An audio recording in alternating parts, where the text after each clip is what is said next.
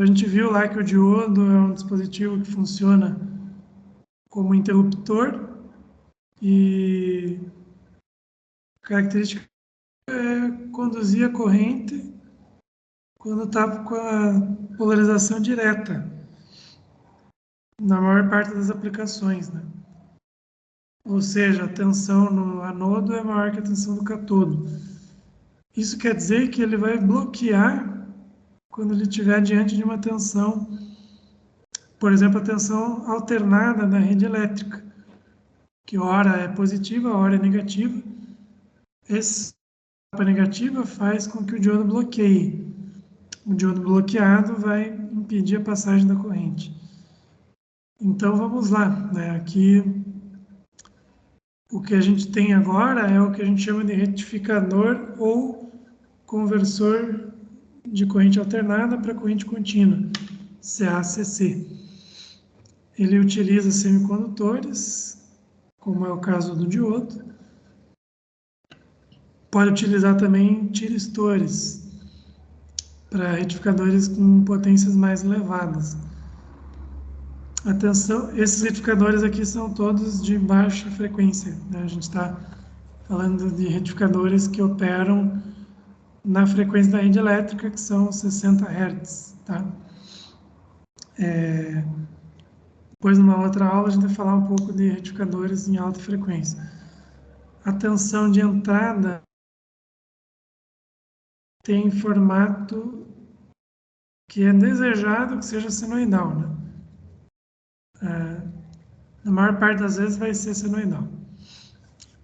Então, são de grande utilização por conta das redes de distribuição de energia trabalharem em corrente alternada e as nossas cargas eletroeletrônicas funcionarem em corrente contínua.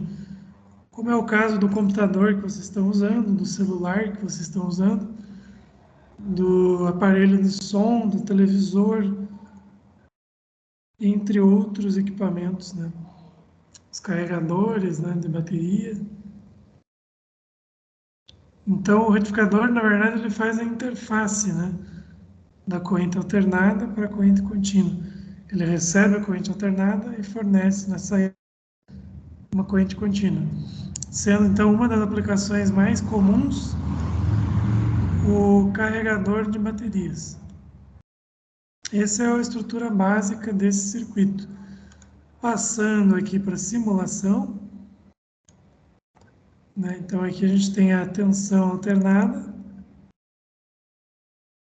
Eu coloquei aqui o valor de pico dela, né?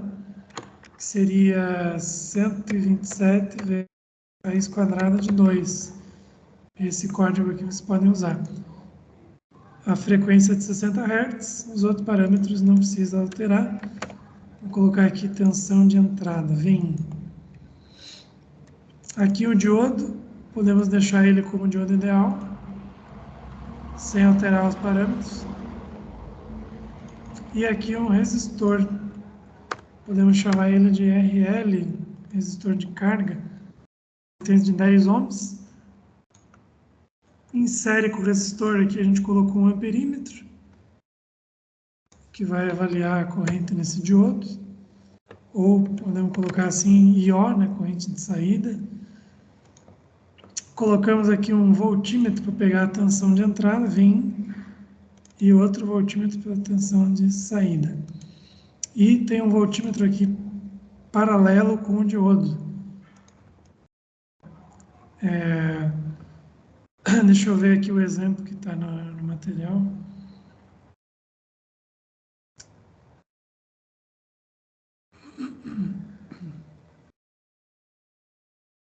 Considerando, então, uma resistência de 10 ohms. Então, vem aqui, Simulate Run. Vamos dar uma olhada na tensão de entrada, tensão de saída.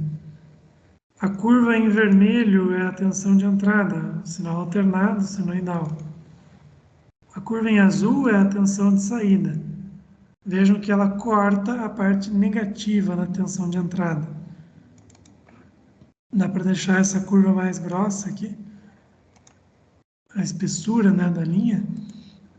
Vejam aqui claramente que parte da tensão, que a parte da tensão de entrada que é positiva, é aplicada no resistor e a parte negativa é zerada, é cortada.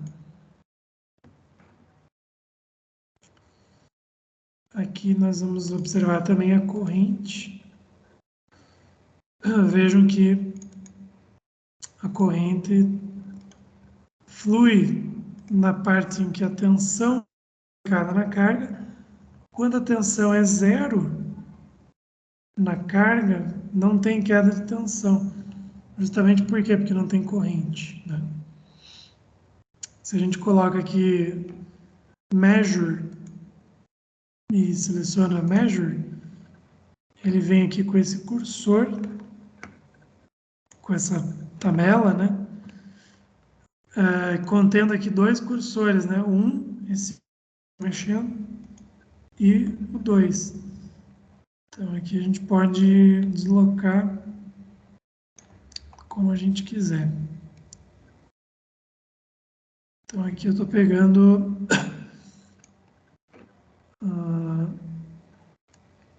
deslocar assim. Então vejam que eu tenho uma parte positiva, uma parte zero, começa de novo, né? Outra parte positiva, parte zero. De entrada, de saída, né? No VO. Ou seja, que dois períodos, né? A gente está visualizando dois períodos. O período é o tempo que leva para ele completar um ciclo, que é ficar com a parte positiva, depois com a parte zerada. Aqui a gente pode ver, então, tensão média, 56,92, VO aqui. Tensão efetiva, 9,6. Da mesma forma, corrente média, que é a tensão dividido pela resistência, 5,69. Corrente eficaz, 8,96. E essas informações batem com isso aqui, né? 57,29, aproximadamente, né?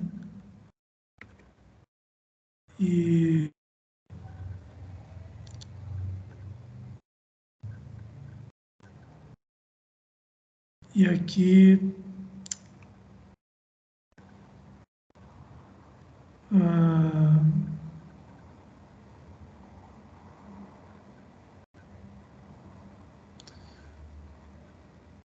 o VL médio,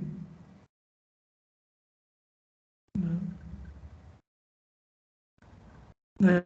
Corrente média, né? Que é a tensão média pela resistência, deu 5,7 amperes, aproximado. Aí a corrente de pico, tensão de pico. Corrente eficaz, tem também a tensão eficaz. Corrente eficaz 8,98. Está marcando aqui 8,96, né? Então, aproximadamente os mesmos resultados. A potência dissipada na carga, 806,4. Aqui está 802. Aliás, né? Aqui eu vou ter que... Para ver a potência, na mesma curva, eu tenho que botar a corrente e a tensão. Está aqui, ó, 802,67.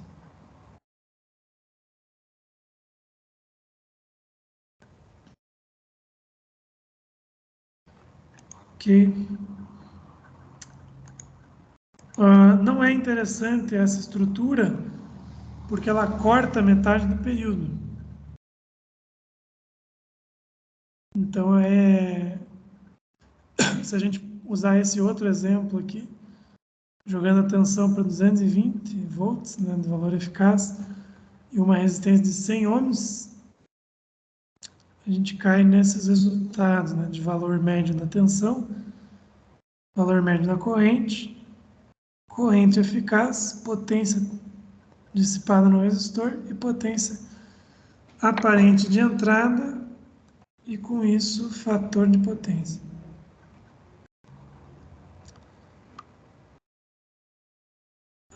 Tem uma outra estrutura que é o retificador quando a carga é uma resistência em série com uma indutância. Por exemplo, um motor de indução, né? Que é uma carga indutiva. Então, o indutor vai causar um impacto nesse circuito, né? Se não tiver o indutor, cai no que a gente estava vendo até agora. Colocando esse indutor, ele é um armazenador de energia, então ele mantém a energia mesmo quando a tensão da entrada fica negativa. Então ele mantém uma energia armazenada, que representa uma corrente que ele mantém circulando no circuito. Então, seria para o circuito bloquear quando a tensão fica negativa, mas não bloqueia porque tem a energia armazenada nesse indutor. Então ele continua forçando ali a passagem de corrente até toda a energia no indutor e daí zerar a corrente. É isso que a gente vê nesse gráfico. Tá? Então a corrente ela se mantém em circulação e esse intervalo em que ela se mantém, né, que estende ali a condução, é dado por um parâmetro beta, né, que a gente chama de beta.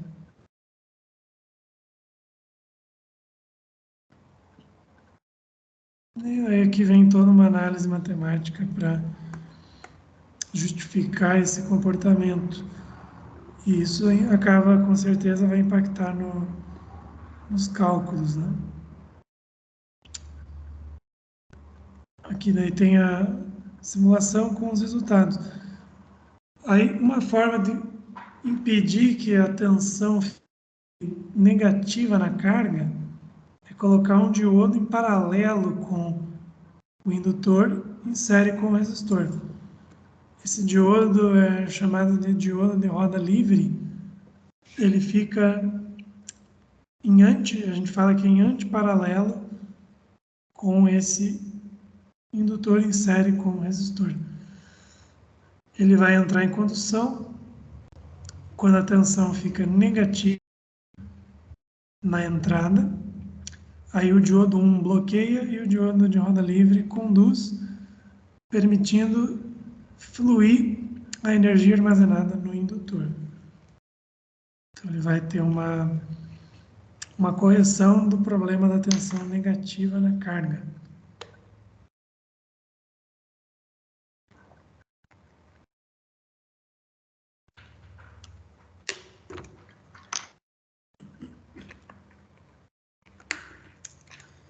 E passando para o outro caso, agora a gente não quer que a tensão seja cortada na parte negativa, a gente quer que continue aplicando uma tensão na saída. Qual que é a solução? Ou utilizar um transformador com ponto médio no secundário, e para isso de 2 diodos, ou então utilizar essa configuração aqui, com 4 diodos, formando uma ponte retificadora, né, que é a estrutura que a gente chama de retificador de onda completa. Então aqui nós temos o retificador monofásico a diodo de onda completa, ou seja, retifica todo o período. Colocando aqui para rodar, tensão de entrada, está aqui a tensão alternada. Vou adicionar uma tela, screen, end screen, tensão de saída.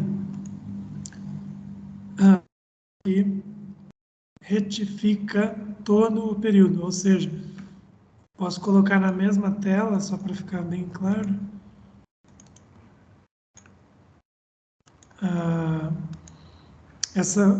esse sinal de tensão em azul é a tensão aplicada no resistor, aplicada na carga, por um retificador de onda completa. Ou seja, a tensão fica somente em valores acima de zero, somente valores positivos. Ou seja, é o que a gente chama de corrente contínua. Ou, no inglês, né, regime DC. Tá? Então, é o AC/DC. Não confunda com a banda de rock, né, o AC/DC. A gente está falando da conversão da corrente alternada para corrente contínua. Brincadeiras à parte, né? Então, para corrente, então aqui tensão de saída e corrente de saída. Esse é o comportamento, né? Aqui dá para ver os parâmetros, por exemplo, a tensão eficaz de entrada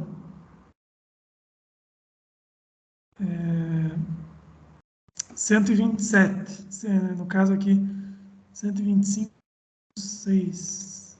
Deixa eu ver.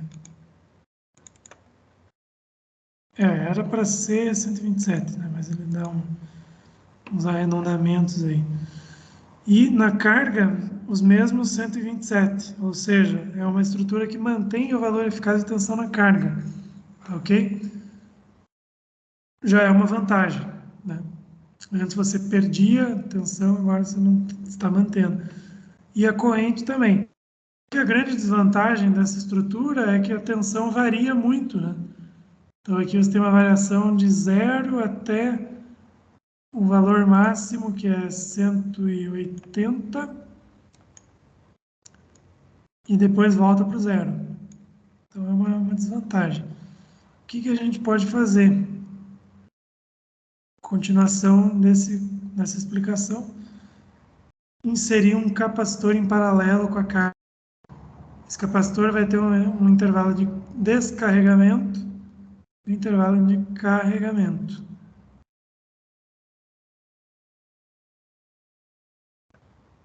E nisso temos uma equação aqui de dimensionamento teórico desse capacitor. Potência de entrada dividido pela frequência. Aí aqui tem até um exemplo, né?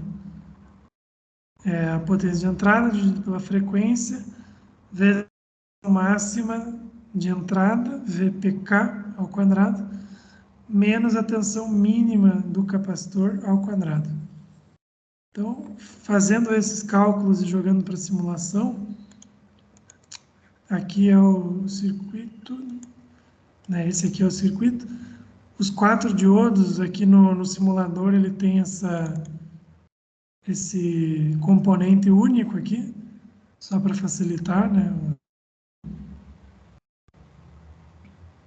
Isso aqui é o mesmo que isso aqui, que esses 4 diodos. Aí a gente entra com a tensão da rede, né? 127 de valor eficaz, vezes raiz de 2, que dá o valor de pico. Colocamos a capacitância. Nesse exercício, a carga 102,22. Colocando para simular, pegar a tensão de entrada, sobrepor com a tensão de saída.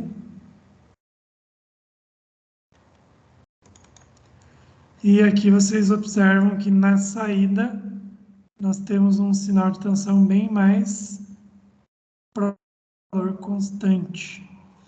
Ele tem uma pequena ondulação ali. Isso daí dá para ver na prática também, né?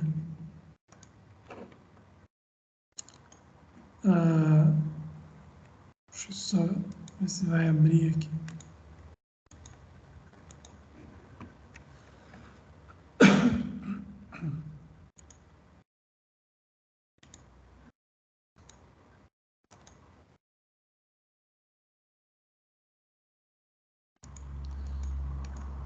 Bom, como a gente vai estourar aqui o horário,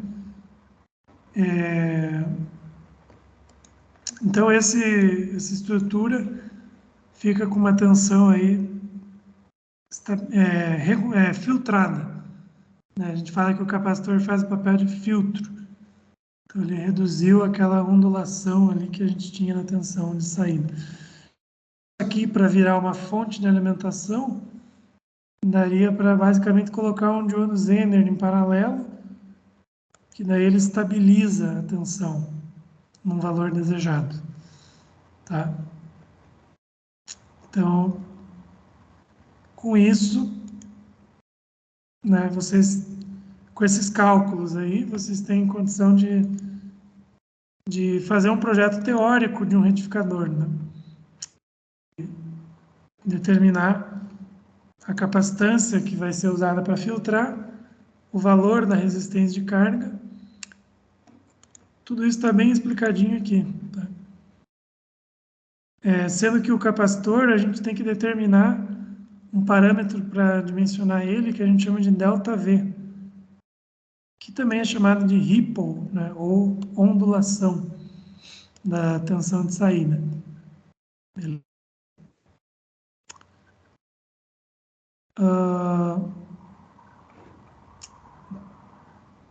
Então, basicamente, que tem outros resultados de simulação, né?